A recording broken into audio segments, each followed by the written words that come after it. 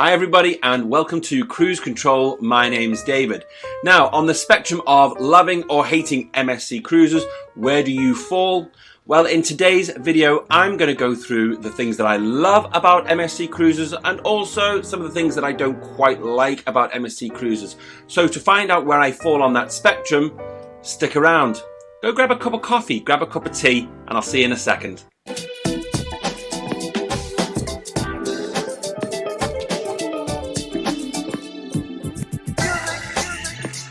I'm sure you all have those things about cruise ships or cruise holidays that you love, and there are those things that you don't like, and we are always weighing up the pros and cons when making a decision around whether or not to cruise with that particular cruise line or cruise ship again. So hopefully some of the things that I'm going to talk to you about today may be of some help to you. For the sake of clarity, this video is going to be based on my last experience on the MSC Virtuosa, and I sailed on the Virtuosa in September 2023 to the Norwegian fjords. So my likes and dislikes are going to be based around the MSC Virtuosa, but I also think that some of these things are also transplantable across the wider fleet, especially the World Class, the Seaside and the remaining Meraviglia Plus class ships. So let's get started with the things that I love about MSC. Now, one thing that I have to say is the MSC ships are absolutely beautiful in my personal opinion. I love the World Class, the Meraviglia class ships, and also the Seaside class ships. The Meraviglia class ships, which the Virtuosa is one of several, has, in my opinion, a beautiful hull design. I really like the stubby nose on it, and I think that the superstructure, especially how the top of the superstructure is designed with those lovely, beautiful curved lines, I think is very special, especially when you compare it to some very boxy designs that you can find on the high seas nowadays. There may be some of you out there who are, it's like, so what if it's a beautiful ship, as long as it's got the amenities and the service that you require or need, then so what? But for me, I really think that the style of a ship goes a long way to contributing to that wow factor for a holiday. I like a beautiful ship. I like those sleek lines, those beautiful curves. I think if the design of the ship is far too utilitarian, I think it takes away from some of that magic. So yeah, you know, the style of the ship may be something that doesn't bother you at all, but for me it makes a big difference. Now, if you've noticed, there's a little change in my background. That is my puppy, well, not my puppy, my dog. He's not a puppy anymore. My dog Albie, and he loves to hide behind the cushions and have a kip. So if you see him on the back bed, make sure you give him a wave. he'll probably ignore you like he ignores me, but give him a wave nonetheless. Sticking with the general design of the ships, one of my favorite things about the MSC Virtuosa was the Galleria, and you will find this on all MSC Meraviglia class ships. Now, the Galleria is a promenade that is 2 decks high, and it runs from the, I would say, the mid-forward section of the ship, just behind the Aurea Spar, right through to the mid-aft section, leading on to the main atrium area. Now, one of the things that I love the most about this Galleria is the LED ceiling, which changes its display quite a lot during the daytime. It never really has one thing on for more than a couple of minutes, 10 to 15 minutes, and at nighttime the LED display really does help create that party atmosphere which the ships are famous for. Now, the Galleria itself hosts a number of bars and restaurants down either side, and also quite a bit of the shopping, as well as the Future Cruises desk and the Excursions desk. Now, along with the bars, the Galleria also hosts in the evening a party which runs from 10:30 p.m. through to 11:30, and then again that party is repeated later in the evening, and this will range from ABBA music through to soul music. They host the White Party there, and I have to say they're extremely good fun. It's one of my favorite things about MSC is that fantastic party atmosphere. I do know that some of you out there may not be all that enamored with it, but for me, I really enjoyed it. One thing I was worried about when preparing for this cruise was, would the Galleria be busy because it had so many shops and restaurants and bars leading off it? Well, The only time it felt busy to me or crowded to me was during the muster. Now, we'll be talking about the muster a little bit later because that's one of the things that I wasn't so keen on. Not the fact that it was the muster, but how it was organised and managed. But yeah, the Galleria, even though the ship was packed and we were on, we were making use of the Galleria during sea days, it never felt overcrowded. It never got to the point where I thought, oh, I just need to get out of here and find a quiet space. So in regards to crowd control, it works very, very well. The party atmosphere on MSC ships is not always just limited to the Galleria parties. Everywhere you go on the ship and in most bars, there will either be live music or some form of entertainment going on, and it will always have a lively party atmosphere. So like I said in the last section, some people might like that, some people may not, but generally that party atmosphere, that lively environment was something that I really enjoyed. The next thing that I love about MSC ships are their interiors. They are very, very different in their style to most other ships hailing from North America or Northern Europe. I'm going to use the word ostentatious, but not in an arrogant way. When compared to the clean lines and muted tones on other lines such as Princess, P&O, Celebrity, TUI, Marella, I have to say that the MSC ships have a wow factor. I mean, the Swarovski staircase is absolutely beautiful. That's found in the main atrium. They also have a Swarovski staircase in the MSC Yacht Club. Now, I have to repeat what other YouTubers have said before, is that you just cannot pick up the brilliance and the opulence of these staircases on film. You have to be there to see it. I love the curvy lines. I love the use of leather. I love the use of bright colors on the ships. So yeah, it's very different from what we are used to in Northern Europe or in the States. But once I was on the ship for a couple of days, I absolutely loved it. For those of you who have families, I was very impressed with the offer from MSC on how to keep your kids entertained and safe all day. The kids clubs looked absolutely fantastic, and they cater for kids from 0 to 3 right up until 17 years old. The kids clubs are well staffed, well equipped. So if you fancy leaving your kids with the MSC kids clubs while you go and have a nice little lunch or a dip with your loved one in one of the jacuzzis, then you can do so. On top of the kids clubs, there are loads of other things that you can get up to as a family, and one of the things that I really like are the number of pool options. There is the main pool area, which is on the top of the ship, center, has all the deck chairs, the normal bar area, the big screen, the daytime entertainment. But as well as that, there is the horizon pool at the very back of the ship, and there is also the Savannah Splash Park with a splash pool area for the kids. There is also the rope walks and also the water slides. Oh, and let's not forget about the indoor pool. So if it's nice and cold outside, you and the kids can spend some time in the indoor pool area, which has its own bar and jacuzzis. However, one of the things that I will be discussing later in my video is the availability of sunbeds, especially when the weather was nice. It's going to fall into my negative category because when the ship is at full capacity, it was difficult to find a sunbed. However, now let's continue with the things that I like about MSC ships, and the thing that I loved about the Virtuosa. Well, one of the things I loved about the Virtuosa was the elevators. Now, I never thought I would ever be talking about elevators when talking to you, the viewer, about things that I love about a cruise ship. The elevators are called destination elevators, and that is because they take you to your destination. Now, I'll explain that a little bit more.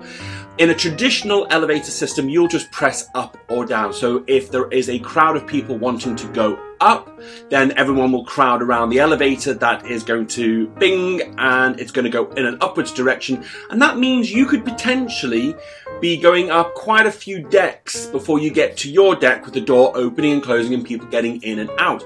But with a destination elevator, you press on the screen rather than just up or down. You press your deck number that you want to go to. So for example, let's say you are on deck 6 and you want to get to deck 14. You'll press deck 14, and out of the suite of 6 elevators, the screen will say elevator C, and there's A to F.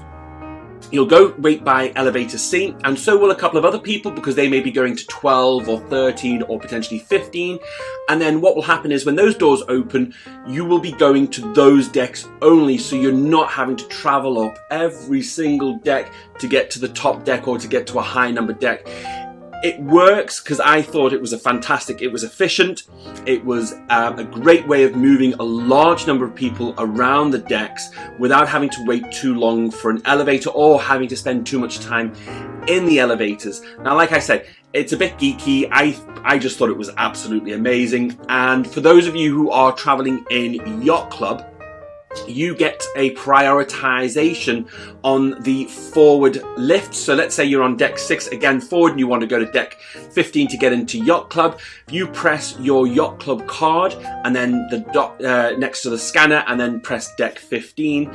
You will be taken straight to 15 first, even though there may be people in the lift who are waiting to go to 12, 13 or 14. So just something to remember if you are in Yacht Club.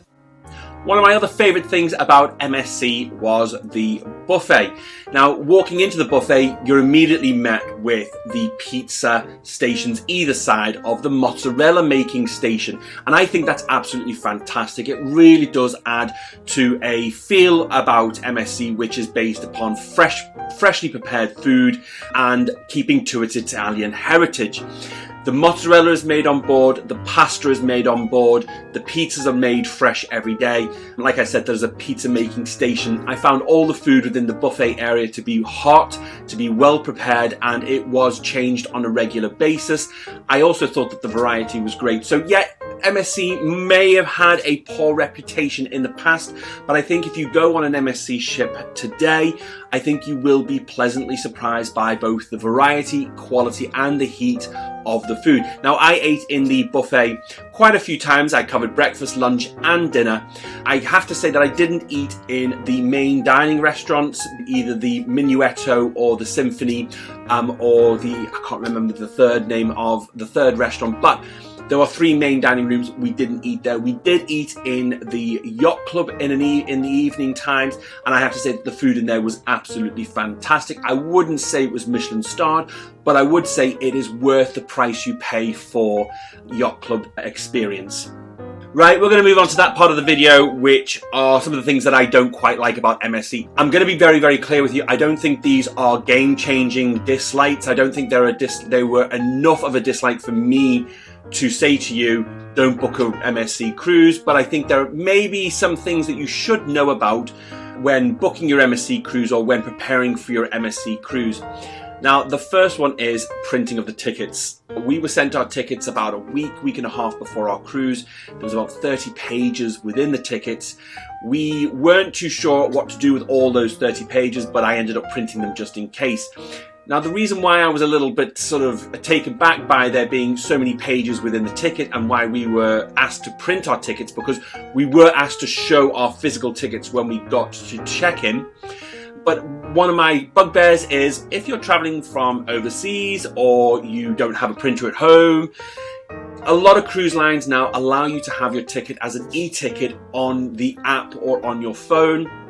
So the whole issue of having to print the tickets, making sure I've got them on me, taking them there, keeping them in a fairly presentable style so they're not all crumpled up and mashed up, for me was a bit of out of the, it wasn't what I was used to.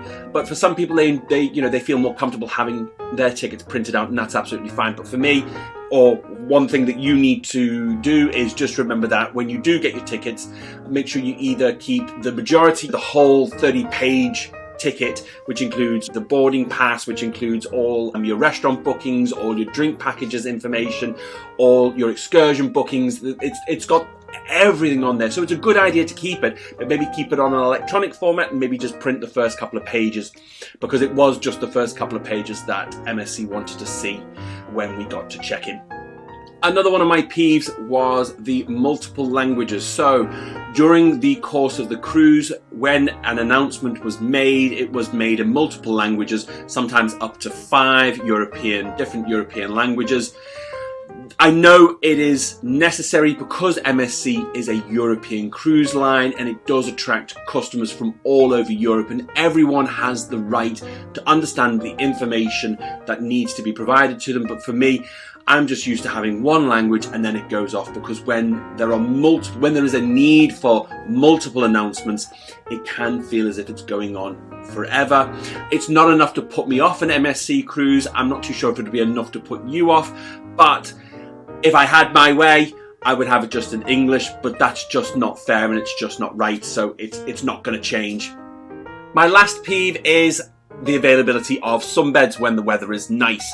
Now, on my last cruise on the MSC Virtuosa, it was September time to the Norwegian fjords, so it wasn't that busy because the weather wasn't hot enough on a lot of the days for everyone to want to sit out. But on the couple of days where it was nice enough to sit out, it did get quite busy. So my concern is, if you are on a Mediterranean cruise in the middle of summer, you're going to be outdoors more than you will be spending time indoors, and that means it is going to be a bit of a crush.